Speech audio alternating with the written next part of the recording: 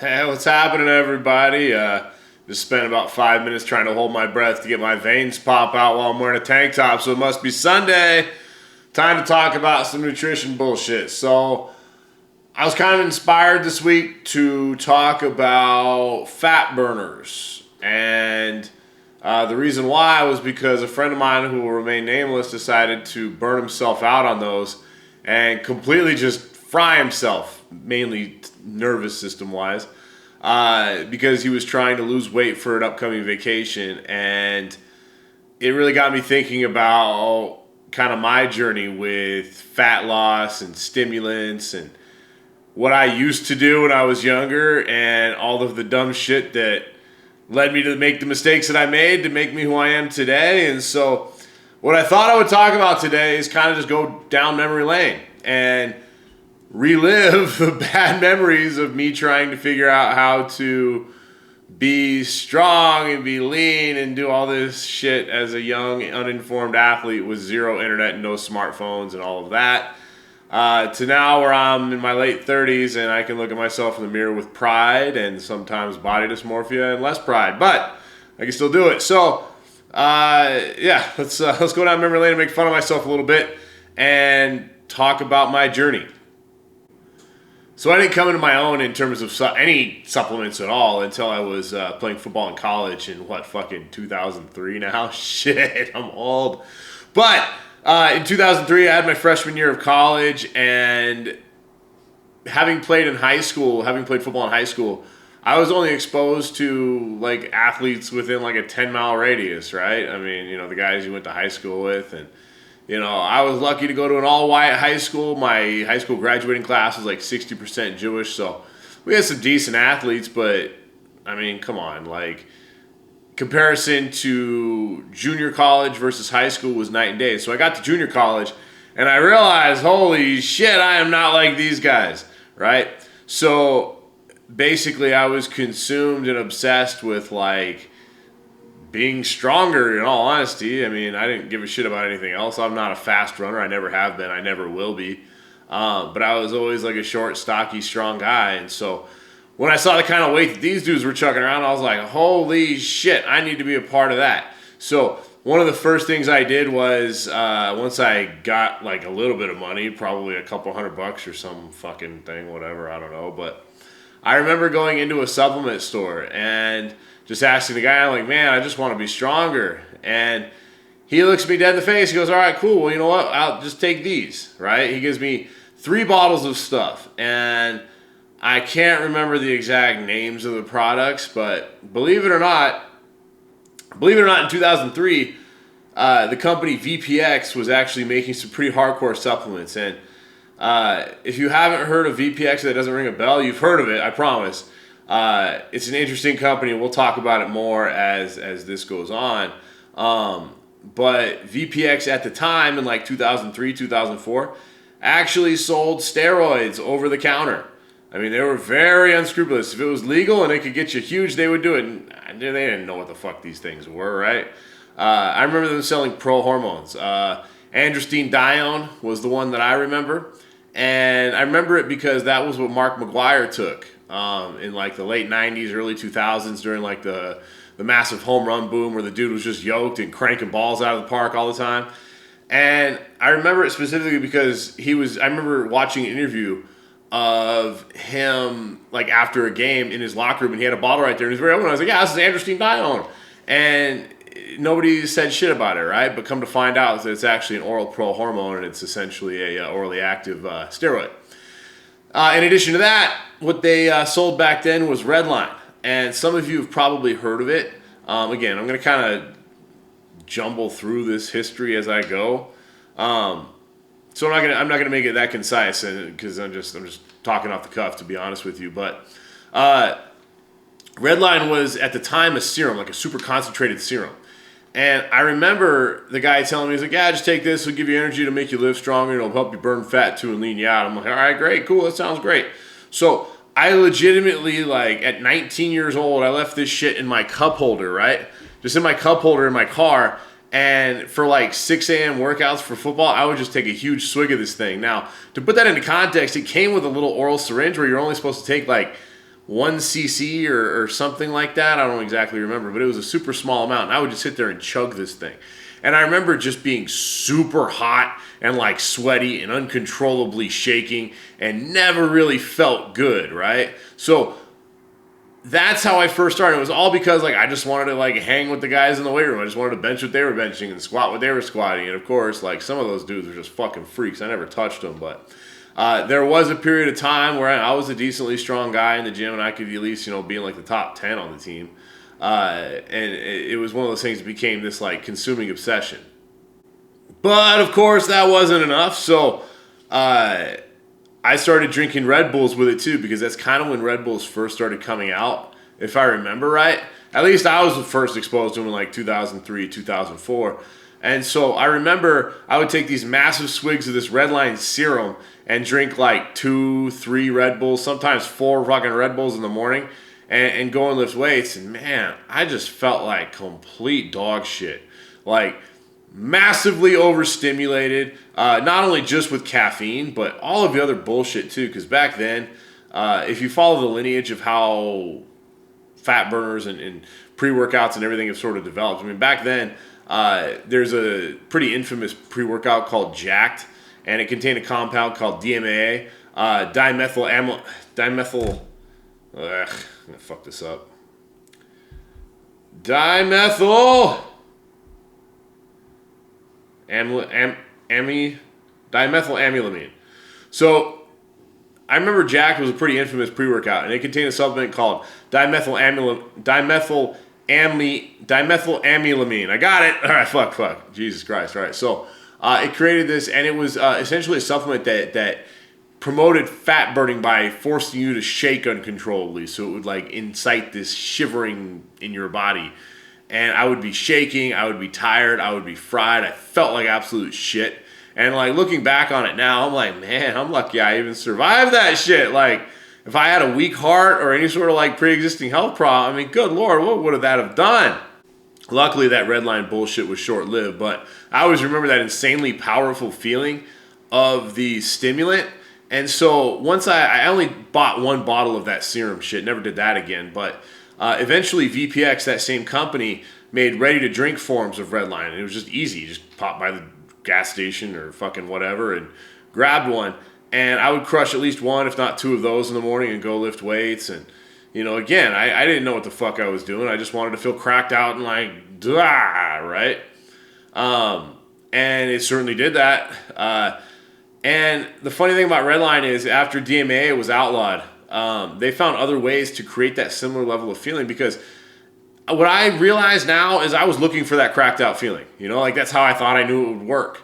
And you get that like flush, itchy face. You get that sort of like absurd over the top stimulation, and you assume that it's just a good pre-workout, and it's not even close to the case, man. Shit. So I did that for a long time.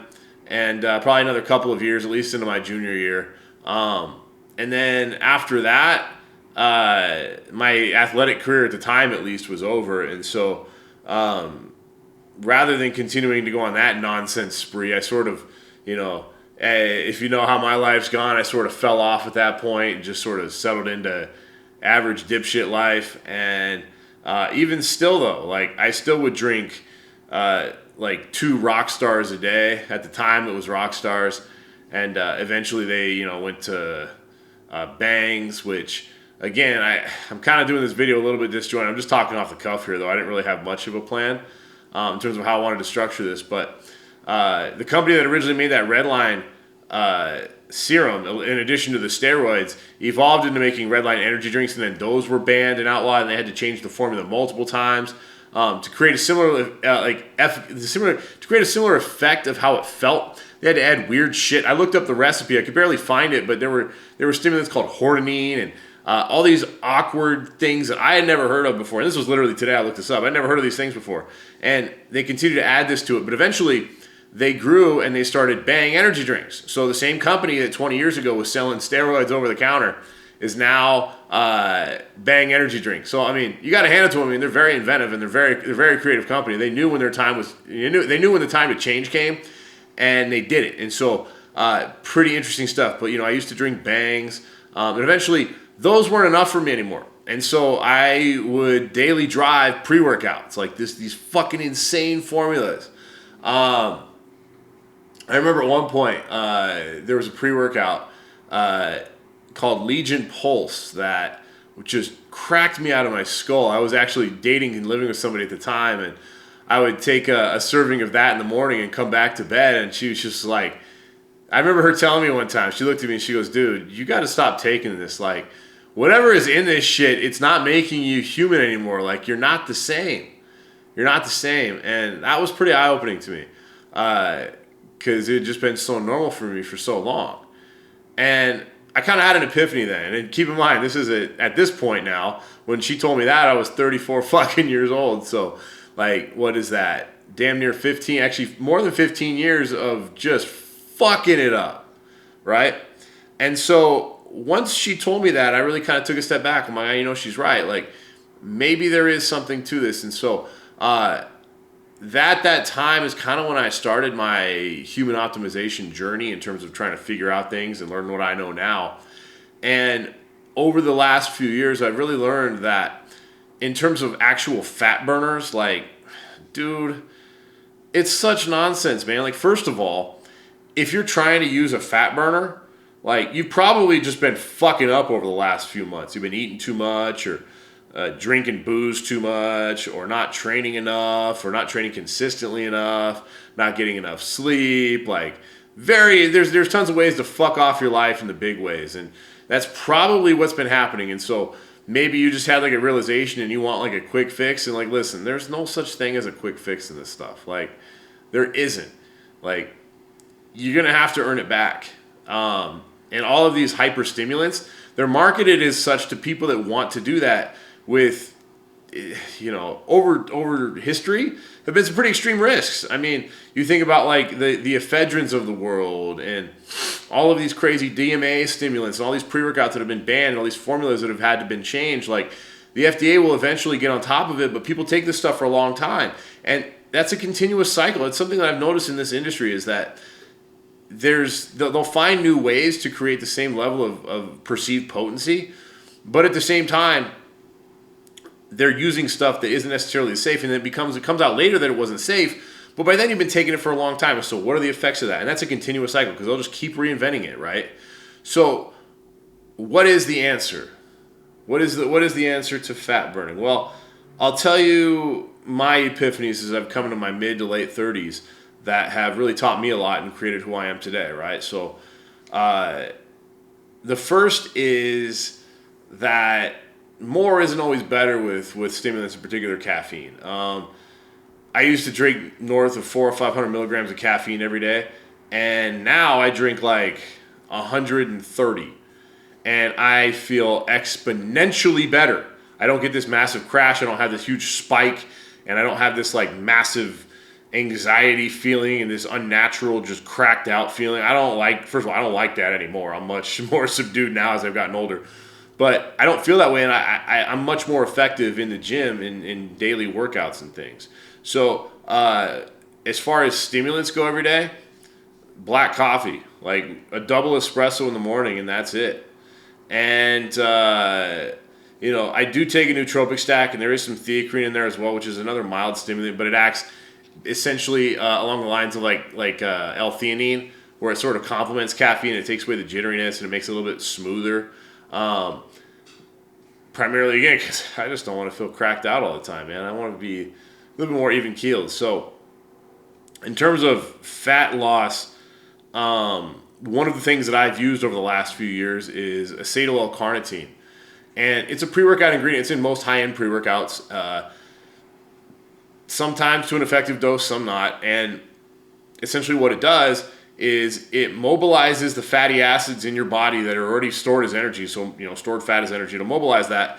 And acetyl L-carnitine will actually be the vehicle by which that is brought into your cells so that your mitochondria can use those fatty acids for energy. So it's a really good efficiency. It's really good for efficiency purposes for burning fat. Now, obviously, I've told you guys a million times, I never eat before I train. So I'm always training fasted. So my body's already in a hypocaloric state where it's obviously deprived of nutrients and food. And so it'll start to burn my fat pretty quickly. And when it does that, the acetyl L-carnitine actually helps it do it more efficiently. I take a pretty high dose at about 5 to 6 grams every day because the oral acetyl L-carnitine isn't as bioavailable as the injectable type. And I'm not going to buy the injectable type, dude. Like, that's insane. I don't know, maybe I should look into it. I don't know. But either way, acetyl L-carnitine is completely WADA approved. It's a great way to mobilize fatty acids and help you use them for energy. So if you have gone a little bit off the wayside, it's something you can add to your regimen. In addition, I don't think commercial pre-workouts are necessarily the best. Granted, I haven't tried any of the new ones, say within the last 5 years, that are pretty effective. I've had my own recipe now that I make for a pre-workout that's a non-stim pre-workout because I get my caffeine from coffee, and I've been working on that for about 4 or 5 years, and that's what I like. And as far as fatty acid utilization, acetyl-L-carnitine is the best in that. Now, one of the things that I do want to try is rauloxine. It's another thing that has traditionally been used during cutting phases for bodybuilders, and it's supposed to really help modulate fatty acid by utilizing norepinephrine or adrenaline. And I'm excited to try it. It's going to be an experiment, but after all the research I've done in the literature that I've read, it should be a pretty smooth transition. So if you're curious as to how this is going to go, just ask me in the next couple of weeks. I'll be able to give you a heads up if you're curious. I'll talk to you about my weight and how I feel and all that stuff. But I'm pretty excited about that. But again, less is more sometimes with this stuff. So like as I've gotten older, like I don't want to fuck around with any of those fucking fat burners. They seem stupid. And in the past, they've made me feel like shit. And probably now that I'm older, they'd kill me, to be honest with you. So I keep it simple. Black coffee, acetyl L-carnitine. I'm going to try rauloxine and see how that goes. If it sucks, I'll stop. If it's good, I'll let you know. But either way, that whole protocol is completely WADA approved. So any of you athletes that are riding WADA's nuts, that are worried about any sort of instances from them, like, this is okay. And you can always double check it with them. For those of you that are under WADA protocol testing, you can always send in samples and double check by their list that you have people that you can access that would do that. If it's something you want to do. But I'll keep you posted as to how that goes. A little bit of a disjointed video this week. I get it. Like, it is fight week for my homies, so I'm a little bit preoccupied. But I wanted to hold myself accountable and put out a little something for you guys to think about. And I hope it helps. I know some of you guys are probably curious as to how to burn a little bit more fat. At least just do it safely and smart. If you have any questions, let me know. If you want to roast me in the comments, by all means. Like, I don't know. Tank top's a little wrinkly today. Still shows off the shoulders and the arms, which is nice. But find a way, just have some fun with it. But I will look forward to next week, and I'll talk to you guys soon.